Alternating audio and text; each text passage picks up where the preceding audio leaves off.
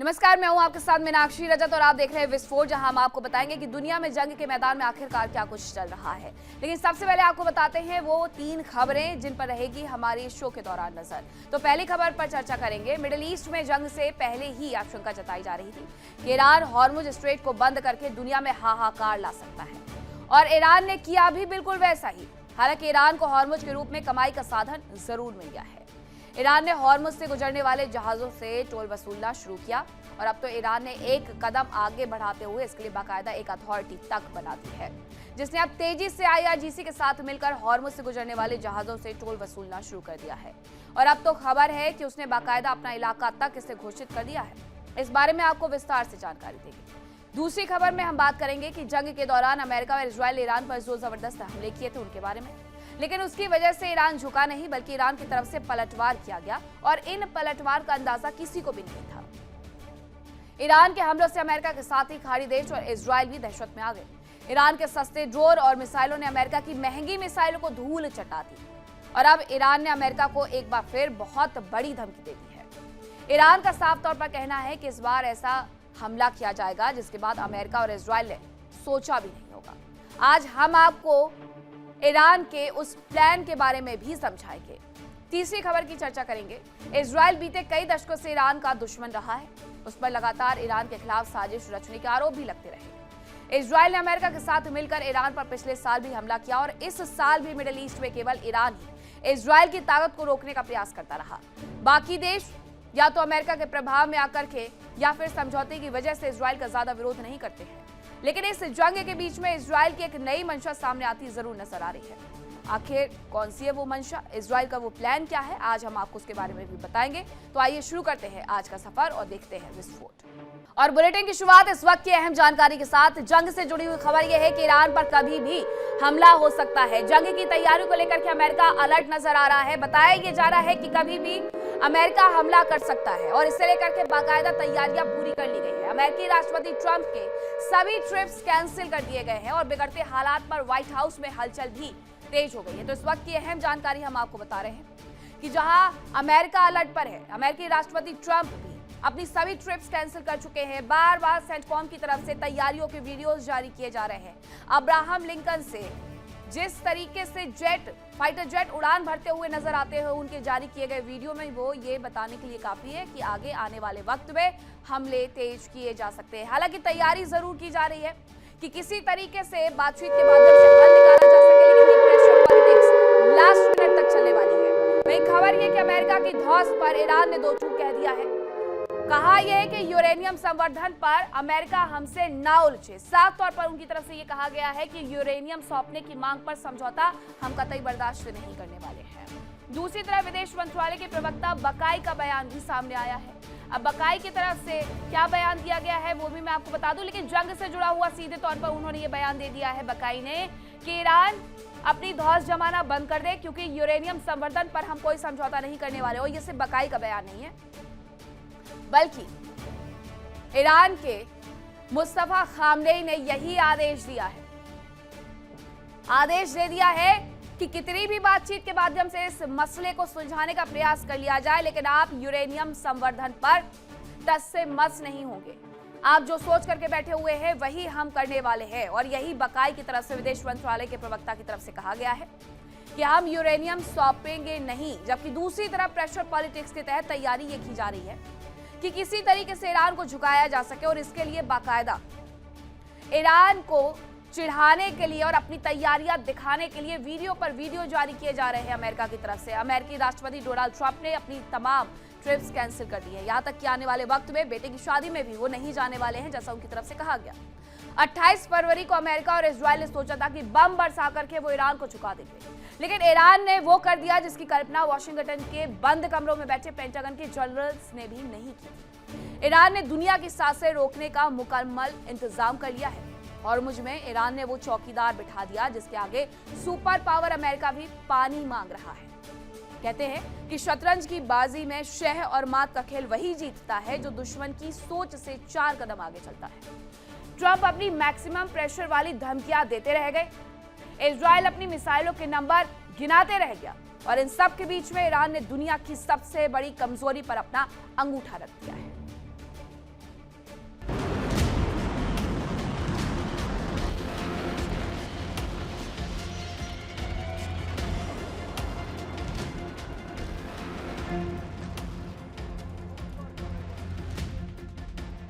Iran ने साबित कर दिया कि उसे हल्के में लेने की भूल अमेरिका को कितनी भारी पड़ सकती है। ईरान के सर्वोच्च राष्ट्रीय सुरक्षा परिषद ने जब 6 मई को पर्शियन गल्फ स्टेट अथॉरिटी यानी कि PGSA के गठन का ऐलान किया तो दुनिया दंग रह गई।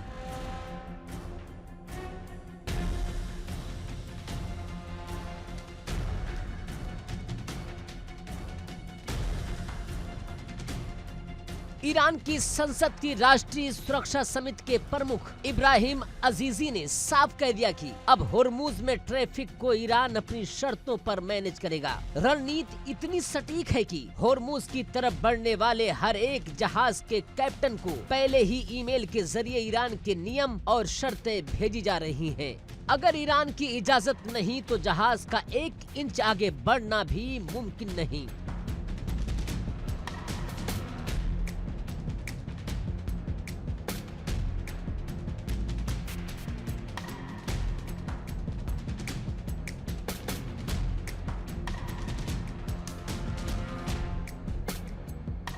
अमेरिका और इजराइल ने 28 फरवरी को जो हमले किए थे उसका बदला ईरान ने बंदूक से नहीं बल्कि दुनिया की सबसे महत्वपूर्ण समुद्री लाइफलाइन को अपने कंट्रोल में लेकर किया है। ये ईरान की वो कूटनीति है जिसने ट्रंप प्रशासन के होश उड़ा दिए हैं।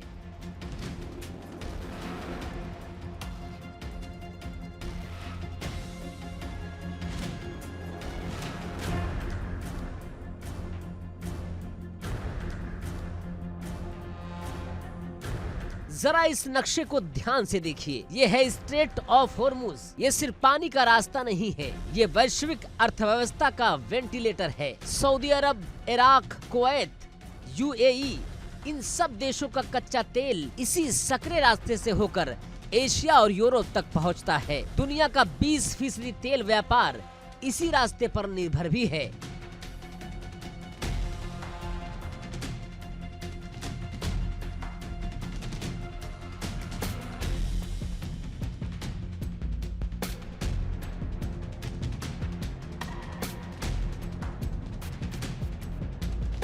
ईरान ने पहले इस रास्ते से शिपिंग को रोक रखा था, लेकिन अब इस पर बाकायदा टोल टैक्स लगाकर ईरान ने साबित कर दिया कि इस इलाके का असली सुल्तान कौन है। ट्रंप प्रतिबंध लगाते रह गए और ईरान ने अपनी संप्रभुता का ऐसा डंडा चला कि अब हर जहाज को तेहरान के आगे झुकना ही होगा।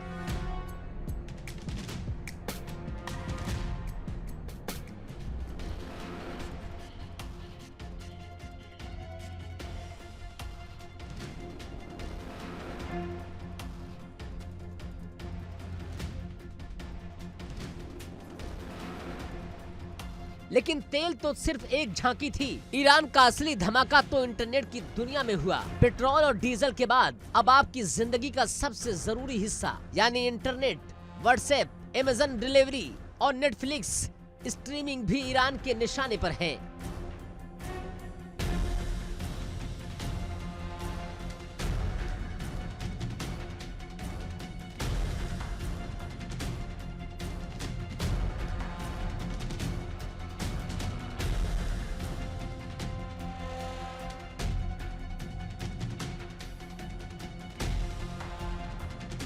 ईरान का टारगेट अब समंदर के नीचे बिछा वो महाजाल है जिसके दम पर पूरी दुनिया की डिजिटल इकोनॉमी टिकी है। ईरान के सैन्य प्रवक्ता इब्राहिम जुल्फिकारी ने सोशल मीडिया प्लेटफॉर्म एक्स पर साफ साफ शब्दों में लिखा कि ईरान अब इन इंटरनेट केबल्स पर भी फीस लगाएगा।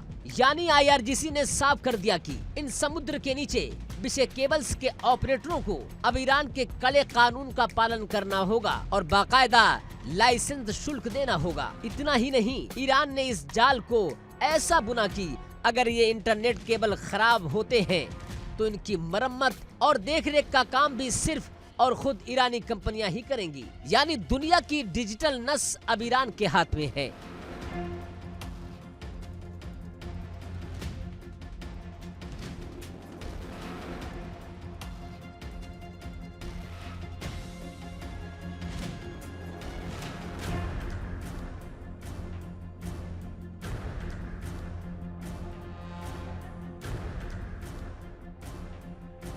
ईरान की इस चाल ने अमेरिका की उस अकड़ को चकनाचूर कर दिया है, जिसका ढिढोरा डोनाल्ड ट्रंप पीटते फिरते थे। डोनाल्ड ट्रंप प्रशासन सोचता था कि ईरान को आर्थिक रूप से अलग थलग कर देंगे, लेकिन ईरान ने अमेरिका की इसी आड़ का इस्तेमाल करके पूरी दुनिया को ही बंधक बना लिया।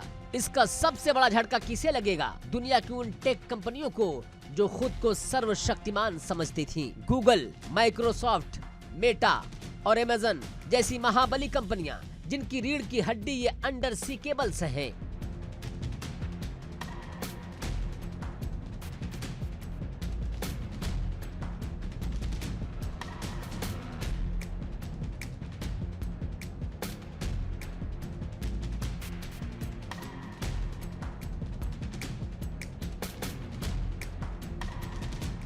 होर्मुज सिर्फ तेल का रास्ता नहीं, बल्कि यूरोप, एशिया और मिडिल ईस्ट को जोड़ने वाला दुनिया का सबसे बड़ा डिजिटल कॉरिडोर भी है। अब अगर इन कंपनियों को अपनी सर्विस चालू रखनी है तो इन्हीं ईरान की शर्तों के आगे घुटने टेकने होंगे। ईरान को लाइसेंस फीस देनी होगी। ट्रम्प की नीतियां धरी की धरी रह गई और ईरान ने बिना एक भी मिसाइल दागे अमेरिका की टेक वारफेयर की कमर तोड़ दी।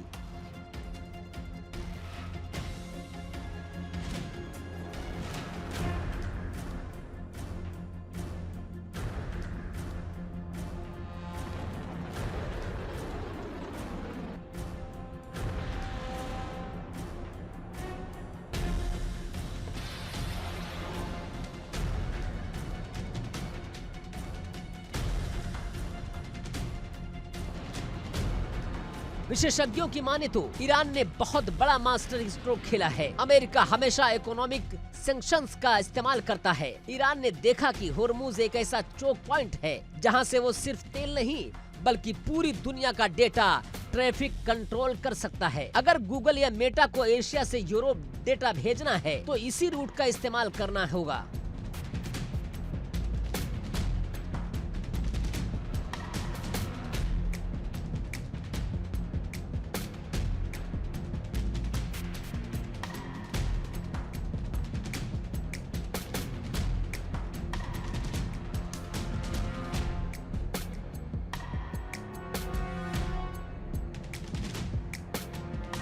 ईरान ने कूटनीतिक और रणनीतिक रूप से अमेरिका की घेराबंदी को ही अमेरिका के खिलाफ हथियार बना दिया। ट्रम्प के पास अब इसका कोई सीधा सैन्य जवाब नहीं है, क्योंकि अगर अमेरिका यहाँ बल प्रयोग करता है तो इंटरनेट और तेल दोनों ठप हो जाएंगे, जिससे वैश्विक मंदी आ जाएगी।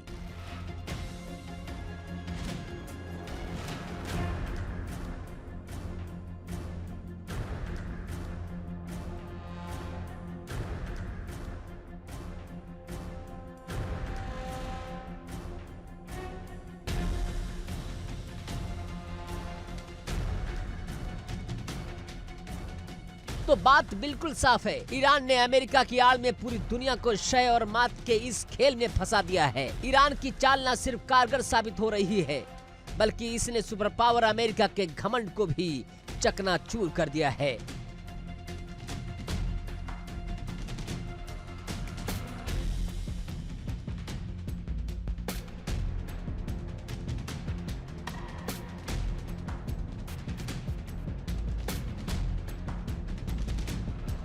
Bureau report, India daily.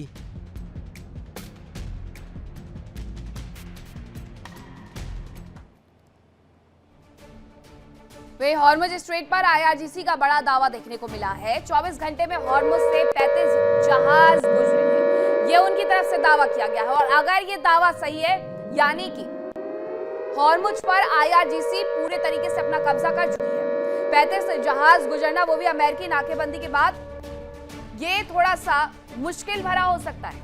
लेकिन ईरानी सेना की इजाजत पर ये जहाज गुजरे हैं, ये आईआरजीसी की तरफ से कह दिया गया है। वो पूरी तरीके से इस बात पर दावा करते हुए नजर आ रहे हैं कि वहां से 24 घंटे के भीतर 35 जहाज गुजर गए हैं। और अभी देखिए हाल इसलिए खराब है क्योंकि हॉर्मुज पर एक तरफ ईरान अपना नाकेबंदी करके बैठा हुआ है, दूसरी तरफ अमेरिका भी दूसरे मोर्चे पर बैठा हुआ है। इस वजह से अमेरिका जहाज आने से पहले ही उन्हें वहां से लौटा दे रहा है। लेकिन आईआरजीसी जिन जहाजों से टोल वसूल रही है, उन्हें पूरी तरीके से सुरक्षा व्यवस्था भी मुहैया करवा रही है। उनका कहना है कि 24 घंटे में हमने 35 जहाज यहां से निकाले हैं और वो भी हमारी इजाजत से गुजरे हैं। हॉर्मुज को लेकर के पहले ही ये कहा गया था, ईरान की सरकार की तरफ से, IRGC की तरफ से कि टैक्स भी चुकाना होगा, हमसे इजाजत भी लेनी होगी। उसके बाद हम पूरी सुरक्षा व्यवस्था में उन जहाजों को वहां से गुजरने देंगे। अगर 35 जहाज वहां से गुजर गए हैं तो ऐसे में उनकी स्थिति भी सुधरने वाली है। हॉर्मुज की व्यवस्था देखने के लिए ईरान ने एक नई संस्था तक बना दी है कि यहां से जो भी जहाज गुजरेंगे ये संस्था उसकी देखरेख करेगी, उन्हें सुरक्षा व्यवस्था देगी, टोल टैक्स वसूलेगी, उन्हें इजाजत देगी। और ईरान ने जो संस्था बनाई है उसका नाम है पर्शियन गल्फ स्ट्रेट अथॉरिटी, जिसे PGSA भी कहा जा रहा है। IRGC नेवी के साथ मिलकर के PGSA संस्था काम करेगी। हॉर्मुज से गुजरने के लिए जहाजों को इनसे इजाजत लेनी होगी, PGSA से इजाजत लेनी होगी और फीस भी देनी होगी। जहाज और क्रू सदस्यों की पूरी जानकारी देनी होगी। जहाज पर लदे माल और रूट मैप की जानकारी भी इस दौरान देनी होगी। हॉर्मुज पर ईरान ने शिकंजा कसा। ईरान ने एक नई संस्था बनाई PGSA, जिसका जिक्र अभी हमने किया, जो हॉर्मुज से गुजरने वाले जहाजों के ट्रैफिक को नियंत्रित करेगी और उनसे टोल टैक्स भी वसूलेगी। लेकिन इन सब के बीच में जानकारी मिली कि हॉर्मुज में तनाव जरूर है, जहाजों का गुजरना फिर भी जारी है। अब आपको केपलर के शिपिंग ट्रैफिक डेटा के हिसाब से ये बताते हैं कि आखिरकार कितने जहाज यहां से अभी तक गुजरे हैं। 11 मई से 17 मई के बीच में हॉर्मुज से 55 जहाज गुजरे हैं और गुजरने वाले जहाजों में अलग अलग तरह का सामान था। ये जहाज चीन, जापान, ओमान की ओर जा रहे थे। 3 बड़े ऑयल टैंकर भी यहां से गुजरे। हॉर्मुज से 15 ड्राई बल्क जहाज और 16 LPG टैंकर भी गुजरे हैं। हालांकि ये डेटा पुराना है, लेकिन अभी जो उनकी तरफ से कहा जा रहा है कि 24 घंटे के भीतर 35 जहाज गुजरे हैं, तो ये डेटा की संख्या और ज्यादा बढ़ेगी। कतर से LNG लेकर के जा रहा एक जहाज भी हॉर्मुज से गुजरा है। युद्ध शुरू होने के बाद से अब तक हॉर्मुज से सिर्फ 8 LNG जहाज गुजरे हैं। 1 मार्च से अब तक 660 से ज्यादा मालवाहक जहाज भी वहां से गुजरे हैं। हॉर्मुज दुनिया की लाइफलाइन है। यहां से दुनिया भर में तेल और गैस की सप्लाई का करीब 20% हिस्सा गुजरता है। और जंग के पहले ही अंदेशा ये था कि ईरान हॉर्मुज स्ट्रेट पर शिकंजा कस सकता है, और अब ईरान ने हॉर्मुज पर शिकंजा कसकर दुनिया को तड़पने के लिए मजबूर कर दिया है। आपको हॉर्मुज की अहमियत के बारे में भी जानना चाहिए। ये ओमान की खाड़ी और अरब सागर को एक दूसरे से जोड़ता है, कनेक्टिविटी प्रदान करता है और 161 किलोमीटर लंबा और 33 किलोमीटर चौड़ा है। इसलिए यहाँ से समुद्री व्यापार के माध्यम से चीजों को एक जगह से दूसरी जगह, यानी एक कंट्री से दूसरी कंट्री सुगमता पूर्वक भेज दिया जाता है। इसमें वक्त भी कम लगता है। शिपिंग लेन केवल 3 किलोमीटर चौड़ी है। ये शिपिंग लेन है जो कि मात्र 3 किलोमीटर चौड़ी है। दुनिया का करीब 20% तेल इसी हॉर्मुज स्ट्रेट से होकर के गुजरता है। सऊदी अरब, UAE के लिए ये सबसे मुफीद जगह है, सबसे अहम प्लेस है। ये कुवैत और इराक के लिए भी महत्वपूर्ण जगह है। ये पूरे ओमान की खाड़ी, अरब सागर के इर्द गिर्द तमाम अरब कंट्रीज है जिनका व्यापार ही इस हॉर्मुज पर टिका हुआ है। वहीं डोनाल्ड ट्रंप की बेटी की हत्या को लेकर के बड़ी जानकारी आपको देती हूँ कि इवांका की हत्या की साजिश का पर्दाफाश हो गया है। हत्या की साजिश इवांका ट्रंप की रची जा रही थी। IRGC से जुड़े एजेंट पर आरोप लगा है। तुर्की में हत्या के आरोपी को गिरफ्तार किया गया है। ये बताया जा रहा है कि एक बड़ी साजिश जो रची जा रही थी इवांका ट्रंप की हत्या को लेकर के ये पर्दाफाश हुआ है कि IRGC से जुड़े एजेंट पर इसके आरोप लगे हैं और तुर्की में ये हत्या करनी है, ऐसी साजिशें रची जा रही थी। हालांकि धमकी बहुत पहले मिल चुकी थी, लेकिन उसके साथ साथ तैयारियां की जा रही थी कि डोनाल्ड ट्रंप को झुकाने के लिए किस तरीके से उनकी बेटी को निशाना बनाया जा सके। लेकिन ऐसा होता उसके पहले ही एक बड़ी कार्रवाई के तहत उस आतंकी को गिरफ्तार कर लिया गया। मिडिल ईस्ट में जंग के दौरान अमेरिका और इजराइल को भी ईरान के भीषण पलटवार का अंदाजा नहीं था। ईरान ने अमेरिका, इजराइल और उनके सहयोगी देशों की सोच से भी ऊपर जाकर के पलटवार किया। हालात ऐसे हो गए कि मिडिल ईस्ट के देशों को भारी नुकसान हुआ। अमेरिकी सैन्य बेस तबाह हो गए और इजराइल में जबरदस्त तबाही हुई। अब एक बार फिर से ईरान ने भारी पलटवार की चेतावनी दी। अब आपको बताती हूं कि ईरान का इशारा किस तरह के हमले से है।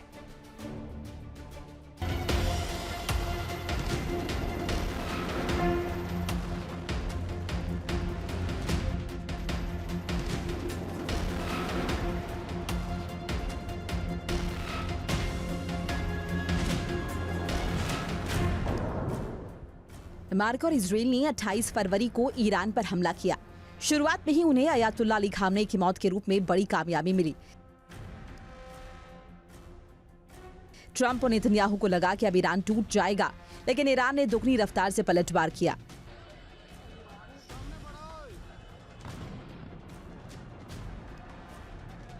जैसा कि युद्ध के पहले की आशंका जताई जा रही थी कि ईरान हॉर्मुज स्ट्रेट को ब्लॉक करके दुनिया भर की टेंशन बढ़ा देगा, ईरान ने ठीक वैसे ही किया।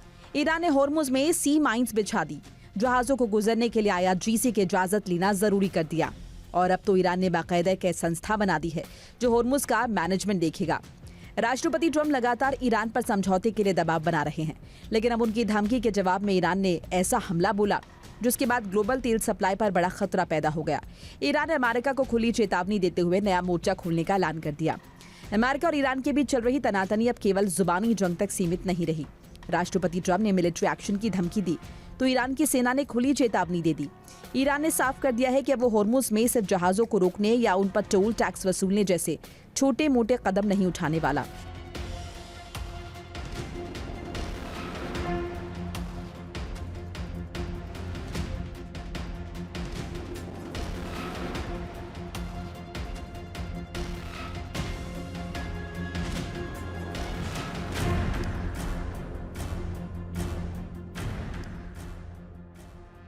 बल्कि वो सीधे एक बड़ा कांड करने की फिराक में है। ईरान ने साफ तौर पर चेतावनी दी कि अगर अमेरिका ने दोबारा हमले की हिमाकत की तो नए मोर्चे खोले जाएंगे, जिससे दुनिया की बची कुची तेल सप्लाई बेहाल होना तय है। ईरान की सेना के प्रवक्ता मोहम्मद अकरमानिया ने कहा कि अगर दुश्मन इतना बेवकूफ है कि वो दोबारा इजरायली जाल में फंसकर ईरान पर हमला करता है तो उसके खिलाफ नए हथियारों और बिल्कुल नए तरीकों के साथ कई नए मोर्चे खोले जाएंगे। माना जा रहा है कि ईरान का यह नया मोर्चा ही दुनिया के लिए सबसे बड़ी आफत हो सकता है, क्योंकि इसका सीधा निशाना दुनिया की सबसे संवेदनशील तेल सप्लाई लाइन पर हो सकता है। जानकार मानते हैं कि ईरान अब टोल टैक्स लगाने या जहाजों को डराने की पुरानी रणनीति के साथ साथ कई और बड़े काम कर सकता है।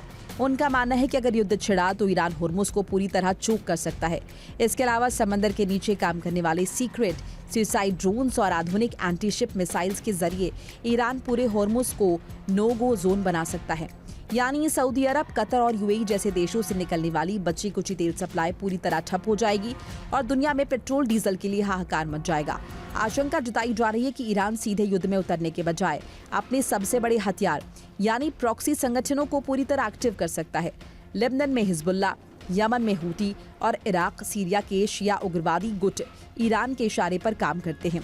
ईरान ने साफ तौर पर धमकी देते हुए कहा कि वो इस बार नए इक्विपमेंट्स और नए तरीकों का इस्तेमाल करेगा। इसका सीधा मतलब साइबर वॉरफेयर। अमेरिकी नौसेना के जहाजों पर समंदर के नीचे से काम करने वाले सीक्रेट सुसाइड ड्रोन्स और हाइपरसोनिक मिसाइल्स के इस्तेमाल से है।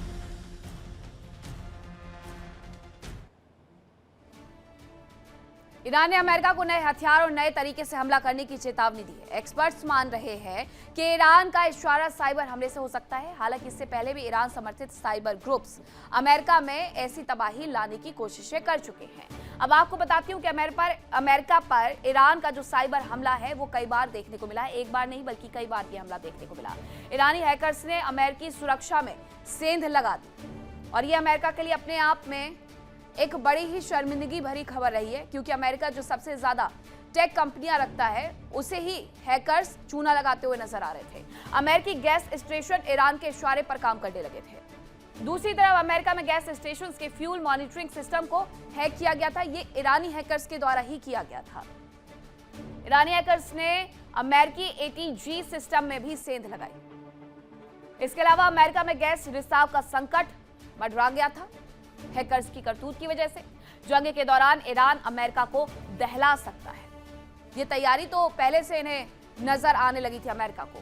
अमेरिकी सैनिकों का निजी डेटा तक लीक होने का दावा ये किया गया कि हैकर्स ने जो कार्रवाई की है उसमें सैनिकों का डेटा तक लीक कर दिया गया है। ईरानी हैकर समूह हंडाला ने अमेरिका पर यह साइबर अटैक किया था। दूसरी तरफ अमेरिकी मेडिकल कंपनी स्ट्राइकर पर भी साइबर अटैक किया गया था। ईरानी हैकर्स भी हंडाला के तौर पर ग्रुप में इकट्ठे होकर के अमेरिका के खिलाफ लड़ते हुए नजर आ रहे हैं। वहीं आपको खबर बताती हूं कि IRGC की खुफिया विंग की US को चेतावनी देखने को मिली है, जहां तैयारी इस बात की हो रही है कि दोनों देश बातचीत करेंगे। वहीं ईरान की धमकियों को गंभीरता से ले IRGC की तरफ से ये कहा गया है। दुश्मन को ईरान की ताकत का अंदाजा नहीं है, ये भी उनकी तरफ से कह दिया गया है।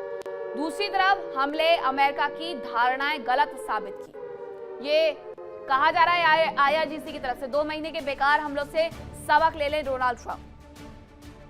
तो आईआरजीसी की तरफ से बड़ी बड़ी धमकी दे दी गई है।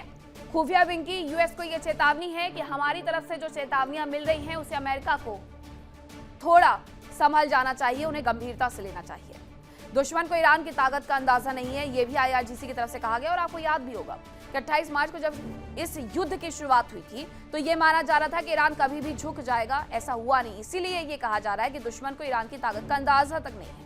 हमने अमेरिका की जो तमाम धारणाएं थी उन्हें गलत साबित कर दिया है, आईआरजीसी का कहना है। उन्हें लगा था कि हम झुक जाएंगे, लेकिन हमने ऐसा ना तो किया और ना हम करने वाले। 2 महीने के बेकार हमलों से सबक ले लेना चाहिए अमेरिका को। ईरान के प्रॉक्सी संगठन उसकी सबसे बड़ी ताकत माने जाते हैं। ईरान के लिए प्रॉक्सी संगठनों की अहमियत का अंदाजा इसी बात से लगाया जा सकता है कि ईरान ने तब तक सीज फायर के दौरान हॉर्मुज पर हमले बंद नहीं किए जब तक लेबनान में सीज फायर का ऐलान नहीं हो गया। अब एक्सपर्ट्स ये कहते हैं कि ईरान प्रॉक्सी गुटों के माध्यम से हमले तेज कर सकता है। आपको ईरान के प्रॉक्सी संगठन के बारे में भी बताती हूँ। लेबनान, इराक, यमन, गाजा में इनके प्रॉक्सी संगठन एक्टिव है। ईरान के प्रॉक्सी संगठन के पास करीब 2.5 लाख लड़ाके हैं। प्रॉक्सी संगठन के पास अरबों का फंड है और बड़े हथियार ईरान की ओर से उन्हें मिलते हैं। इसके साथ साथ हथियार, ट्रेनिंग, फंड और सपोर्ट भी उन्हें मिलता है।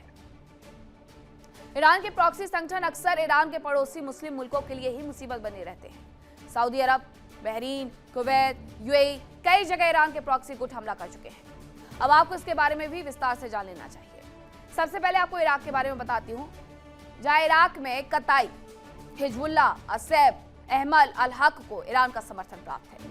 आतंकी संगठनों ने खाड़ी देशों पर ड्रोन अटैक किए, सऊदी अरब के यानबू ऑयल हब पर अटैक किए, पूर्वी इलाके में मौजूद तेल ठिकानों पर भी बड़े हमले किए। बहरीन, कुवैत और यूएई पर भी अटैक किए गए। इराक में कुवैत के कॉन्सुलेट और यूएई के दूतावास पर भी बड़ा हमला किया गया था। वही खबर यह है कि हॉर्मुज खोलने के लिए रूबियो ने मांग कर दी है। विदेश मंत्री अमेरिका के मार्को रूबियो, जिनकी तरफ से यह मांग की गई है कि नेटो से प्लान बी की मांग की गई है। ईरान को जवाब देना जरूरी है, हॉर्मुज नहीं खोला तो क्या करेंगे। ये मार्को रूबियो ने एक बार फिर से नेटो देशों के सामने प्लान बी की मांग रख दी है। हालांकि नेटो देश इस पूरे युद्ध के दौरान अभी तक तो अमेरिका के साथ नहीं उतरे हैं, लेकिन मार्को रूबियो जरूर और डोनाल्ड ट्रंप जरूर कई बार इस बात को लेकर के नेटो को लताड़ लगा चुके हैं कि नेटो सिर्फ एक कागजी शेर है। जब युद्ध लड़ने की बारी आई तो वो पीछे हट गए। इसी नाराजगी के चलते नेटो कंट्रीज में तैनात अमेरिकी सैनिकों तक को वापस बुलाने की प्रक्रिया तेज हो गई, जिसमें जर्मनी से ही 5000 सैनिकों को हटाया जाना है। अब आप फिर से सोचिए कि किस तरीके से मार्को रूबियो और डोनाल्ड ट्रंप एक बार नेटो के सामने गिड़गिड़ाते हुए नजर आ रहे हैं। प्लान बी यानी कि सारी की सारी नेटो कंट्रीज एक साथ आ जाएं और सीधे जाकर के हमला कर दे ईरान के ऊपर। मिडिल ईस्ट में जंग के बीच में मुख्य मुद्दा ईरान का परमाणु प्रोग्राम भी है। बैलिस्टिक मिसाइल प्रॉक्सी संगठन को सपोर्ट कर रहा है, लेकिन अब एक और मुद्दा उठता हुआ नजर आ रहा है और वो है ग्रेटर इजराइल का मुद्दा। दावा यह है कि इजराइल लगातार अपनी ग्रेटर इजराइल की मंशा की ओर बढ़ता नजर आ रहा है, लेकिन कैसे हो रहा है इस युद्ध के दौरान वो आप इस रिपोर्ट में देखें।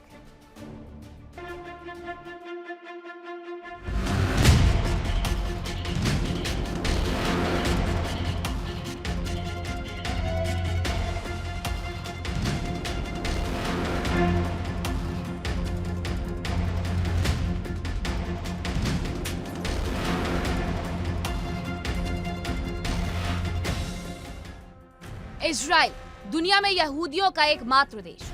इजराइल चारों ओर से मुस्लिम देशों से घिरा है। इजरायली सेना ने अब तक कई बार जंग लड़ी। उसने कई बार दूसरे देशों की थोड़ी थोड़ी जमीनों पर कब्जा किया।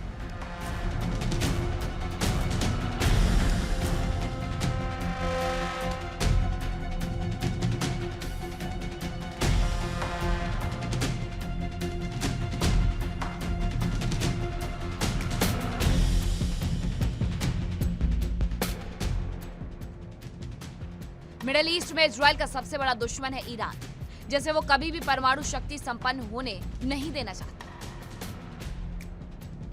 इस बार खाड़ी में जंग का मुख्य मुद्दा ईरान का बैलिस्टिक मिसाइल प्रोग्राम है।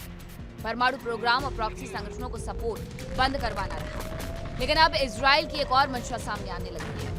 एक रिपोर्ट के अनुसार हमास के हमले के बाद इजराइल ने गाजा, लेबनान और सीरिया में करीब 1000 वर्ग किलोमीटर जमीन पर कब्जा कर लिया। इजराइल अब कई इलाकों में स्थायी सिक्योरिटी जोन बना रहा है। इससे मिडिल ईस्ट में ग्रेटर इजराइल को लेकर बहस तेज हो गई है। अरब देशों को डर है कि ये कब्जा लंबे समय तक जारी रह सकता है। हमास ने 7 अक्टूबर 2023 को इजराइल पर बड़ा हमला किया। इस दौरान सैकड़ों लोगों की हत्या कर दी गई, जबकि कई लोगों को बंधक बना लिया गया, जिसके बाद इजराइल ने अपनी सैन्य नीति पूरी तरह बदल दी। पीएम नेतन्याहू की सरकार ने पहले से ज्यादा आक्रामक तरीके से काम करना शुरू कर दिया। पश्चिमी मीडिया की रिपोर्ट के अनुसार पिछले करीब 3 साल में इजराइल ने गाजा, लेबनान और सीरिया में करीब 1000 वर्ग किलोमीटर जमीन पर कब्जा कर लिया। ये इलाका इजराइल की 1949 की सीमाओं का लगभग 5% माना जा रहा है। इसी वजह से अब मिडिल ईस्ट में ग्रेटर इजराइल को लेकर चर्चा बढ़ गई है।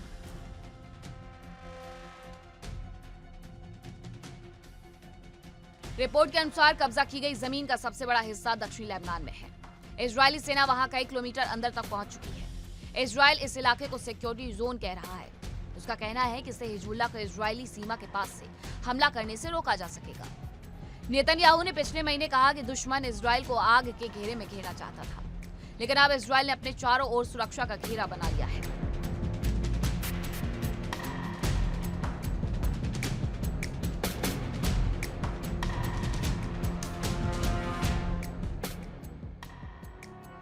इजरायली रक्षा मंत्री इजराइल काट्ज ने कहा कि सेना लितानी नदी तक के इलाके पर नियंत्रण बनाए रखना चाहती है। गाजा में इजरायली सेना अब आधे से ज्यादा हिस्से पर कब्जा कर चुकी है। वहां इजराइल ने एक अतिरिक्त बफर जोन भी बना लिया है। संयुक्त राष्ट्र के अधिकारियों के अनुसार इस वजह से करीब 20 लाख लोग अब गाजा के सिर्फ 40% हिस्से में रहने के लिए मजबूर हैं। सीमा के पास कई इलाकों को पूरी तरह तबाह कर दिया गया। सीरिया में बशर अल असद सरकार के कमजोर होने के बाद इजराइल ने वहां भी अपनी सैन्य मौजूदगी बढ़ा दी। रिपोर्ट के अनुसार इजरायली सेना ने माउंट हरमोन से लेकर दक्षिणी सीरिया तक करीब 233 वर्ग किलोमीटर इलाके में अपनी पकड़ मजबूत कर ली। इजरायली फोर्सेज ने सीरिया में 50 किलोमीटर अंदर तक के इलाके पर छापेमारी की। इजराइल और सीरिया के बीच सुरक्षा समझौते की बातचीत थी, लेकिन बातचीत आगे नहीं बढ़ सकी। रिपोर्ट के अनुसार सीरिया में इजराइल के सैन्य ठिकाने मौजूद हैं, हालांकि दोनों में से किसी भी देश ने लोकेशन का खुलासा नहीं किया। इजराइल के कट्टरपंथी नेता लंबे समय से सीमाएं बढ़ाने की मांग तेज करते रहे हैं। वित्त मंत्री बेजलेल स्मोट्रिच ने लेबनान की लितानी नदी तक को इजराइल की नई सीमा बनाने की बात कही, जबकि कुछ सांसदों ने दक्षिणी लेबनान के बड़े हिस्से पर कब्जा करने और वहां की आबादी को हटाने की मांग भी की। इधर इजराइल के विदेश मंत्री गिदोन सार कहते आए हैं कि इजराइल लेबनान में क्षेत्रीय विस्तार की कोई महत्वाकांक्षा नहीं रखता। उधर अरब देशों को डर है कि इजराइल का ये कब्जा अस्थायी नहीं बल्कि स्थायी बन सकता है। कई अधिकारियों का कहना है कि पहले जो बातें इजराइल में बेहद कट्टर मानी जाती थी, अब वही धीरे धीरे सरकारी नीति का हिस्सा बनती दिख रही है। साफ है कि अब इजराइल की सेना बॉर्डर पार करने का ही नहीं बल्कि बॉर्डर बदल देने की कोशिश कर रही है, और अगर ऐसा जारी रहा तो यकीनन दुनिया पर ग्रेटर इजराइल नाम का नया देश उभर सकता है। Bureau report, India daily.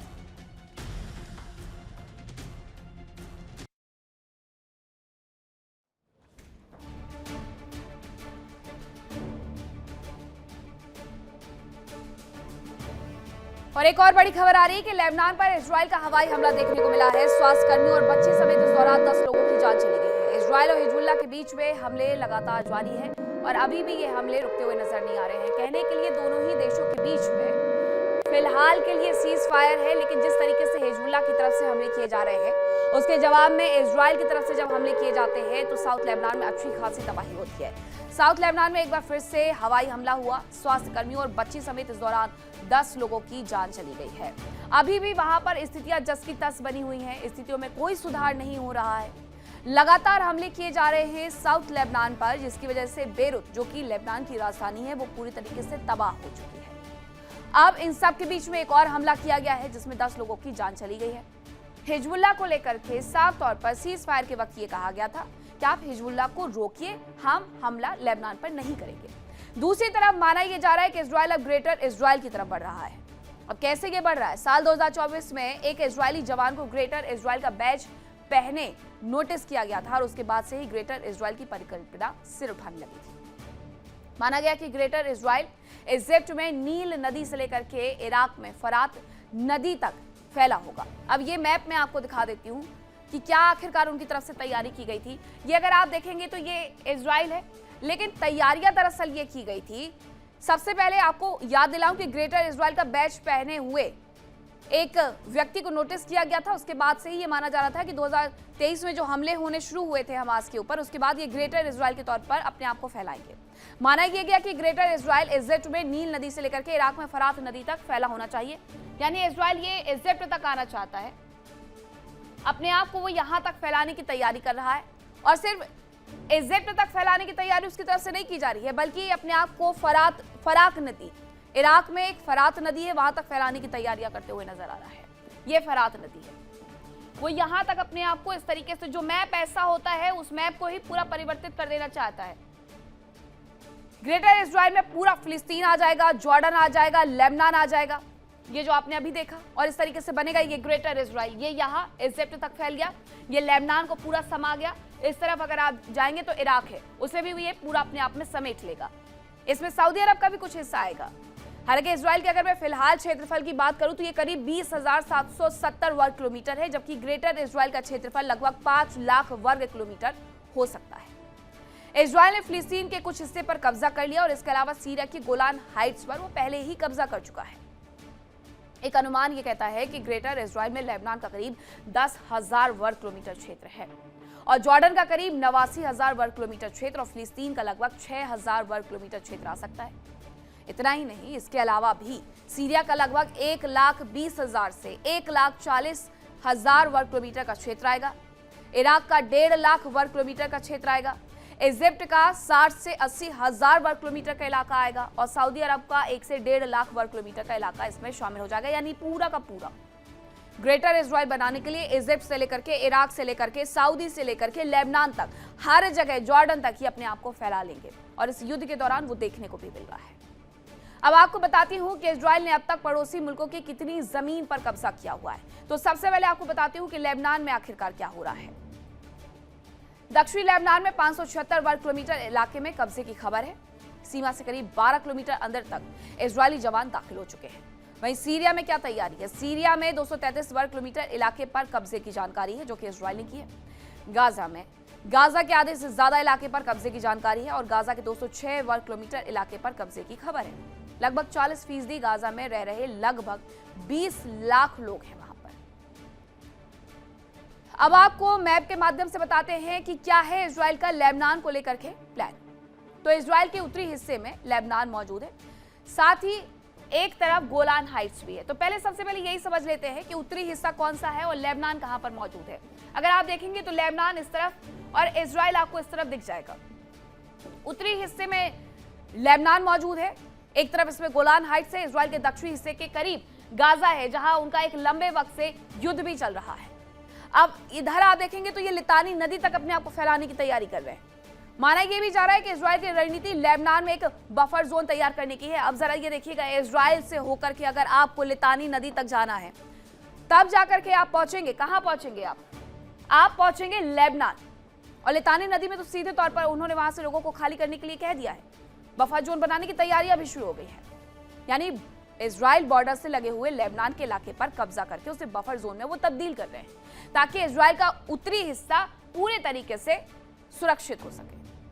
और इजराइल का मुख्य मकसद भी यही है कि हिजबुल्लाह को लितानी नदी के उत्तर की ओर धकेलना।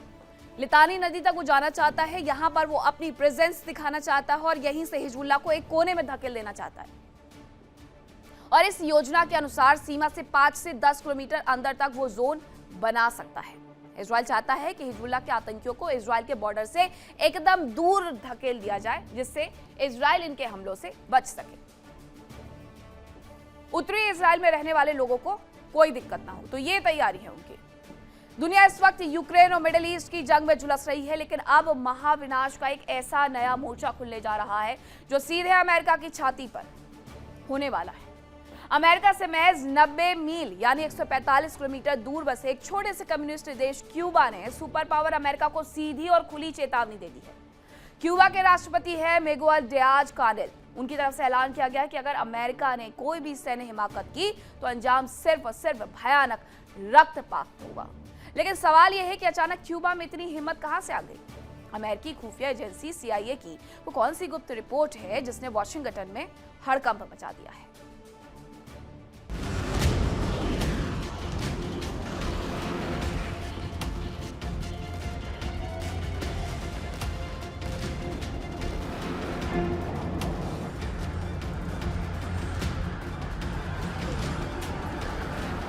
ये साल 1962 के क्यूबा मिसाइल संकट की याद दिलाने वाली आहट है। वही क्यूबा जो दशकों से अमेरिकी पाबंदियों की आग में झुलस रहा है, आज वो सुपर पावर की आंखों में आंखें डालकर जंग की बात कर रहा है।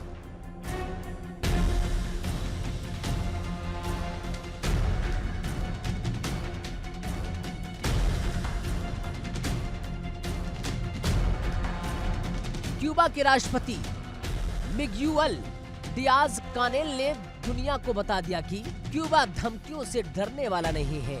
अगर अमेरिकी फौज ने हवाना की तरफ रुख किया तो क्षेत्रीय शांति हमेशा के लिए दफन हो जाएगी और पूरी लातिन अमेरिका लाशों के ढेर में बदल जाएगा।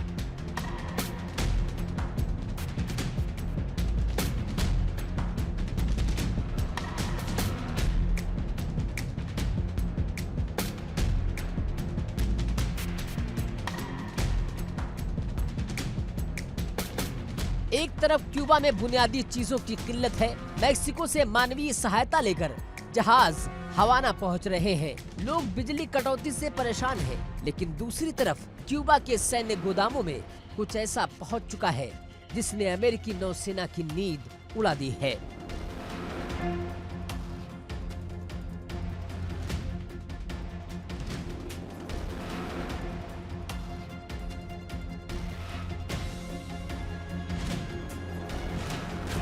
अमेरिकी खुफिया रिपोर्ट कहती है कि क्यूबा ने एक या दो नहीं बल्कि 300 से ज्यादा घातक सैन्य ड्रोन हासिल कर लिए हैं। ये वो ड्रोन हैं जो यूक्रेन युद्ध में तबाही मचा रहे हैं और जिन्हें क्यूबा साल 2023 से रूस और ईरान से लगातार खरीद रहा है।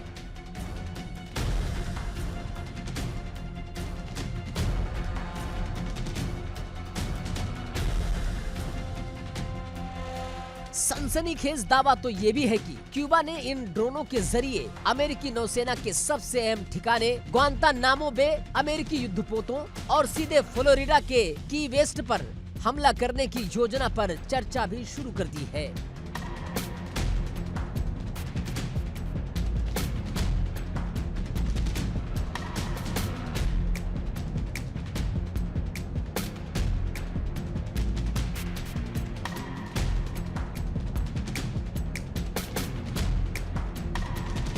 अमेरिकी अधिकारियों के मुताबिक सिर्फ ड्रोन ही नहीं बल्कि क्यूबा की राजधानी हवाना में ईरान के सैन्य सलाहकार भी मौजूद हैं, जो ड्रोन युद्ध तकनीक में क्यूबा की फौज को मास्टर बना रहे हैं।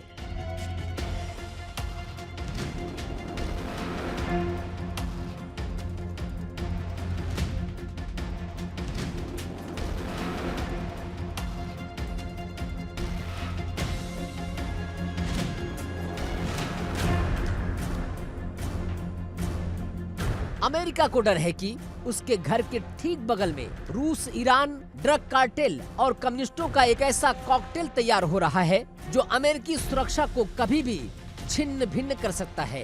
यही वजह है कि अमेरिकी खुफिया एजेंसी CIA के डायरेक्टर जॉन रेडक्लिफ खुद अचानक हवाना पहुंचे थे और क्यूबा के अधिकारियों को दो टूक चेतावनी देकर आए थे कि क्यूबा अब अमेरिकी दुश्मनों का अड्डा नहीं बन सकता।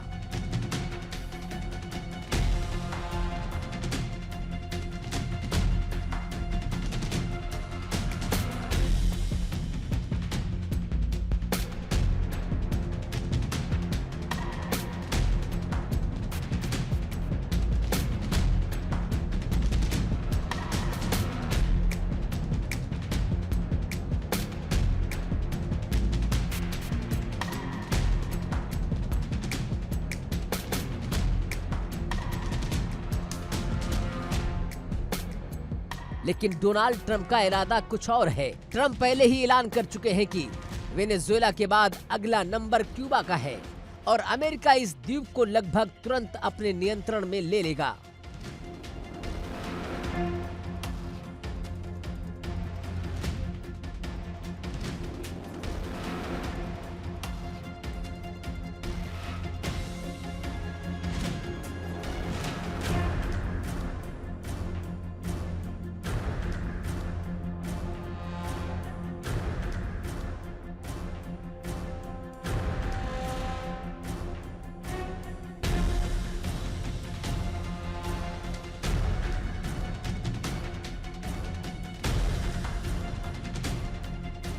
क्या क्यूबा सचमुच में अमेरिका पर हमले की तैयारी कर रहा है या फिर डोनाल्ड ट्रंप क्यूबा पर कब्जे का बहाना ढूंढ रहे हैं? क्यूबा की सरकार ने इस अमेरिकी खुफिया रिपोर्ट की धज्जियां उड़ा दी।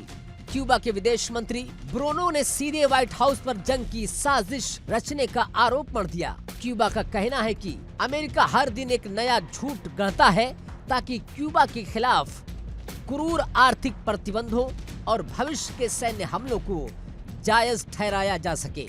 क्यूबा युद्ध नहीं चाहता, लेकिन संयुक्त राष्ट्र चार्टर के तहत उसे अपनी आत्मरक्षा का पूरा अधिकार है।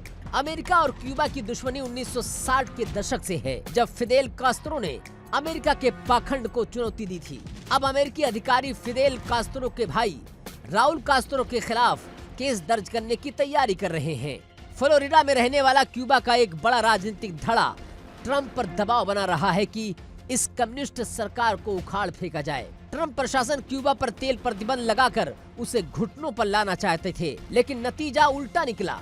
प्रतिबंधों से भड़के क्यूबा ने अब अमेरिका की ही फील्डिंग सेट करनी शुरू कर दी है।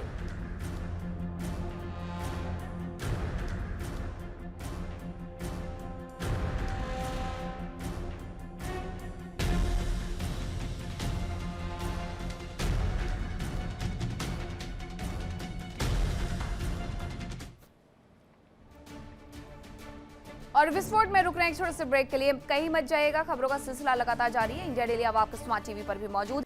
देखिए इंडिया डेली 24/7 अब आपकी स्मार्ट टीवी पर। इंडिया डेली मौजूद है सभी डिजिटल प्लेटफॉर्म पर लाइव और लगातार। इंडिया डेली 24/7 हर दिन राष्ट्र को समर्पित।